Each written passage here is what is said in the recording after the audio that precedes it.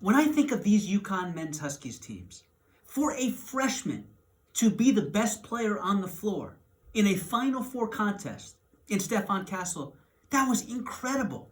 It wasn't their All-American Tristan Newton. He actually, in fact, again, of all 5 starters, had the worst game.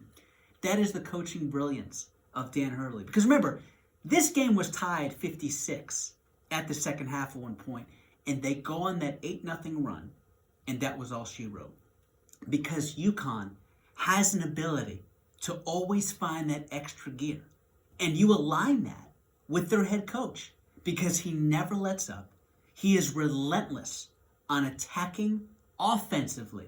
They always seem to get to the foul line or get the easy baskets on the court. And you talk about the last 40 years in college basketball, the teams that have repeated, the Duke Blue Devils, and you also talk about the Florida Gators.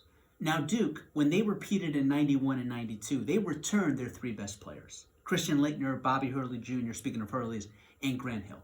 When Florida repeated in 2007, they returned all 5 of their starters.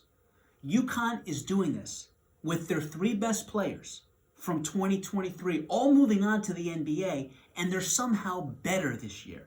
That is next to impossible.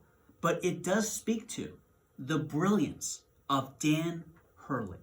He has become the best coach in college basketball in the last 2 decades, and it's not even close. And if you think these 2 national championships are impressive, which he's about to have, by the way, wait till what happens in the next 10 years, because whether it's Wagner, whether it's Rhode Island, he only gets better. Congratulations to UConn in advance on winning the national championship.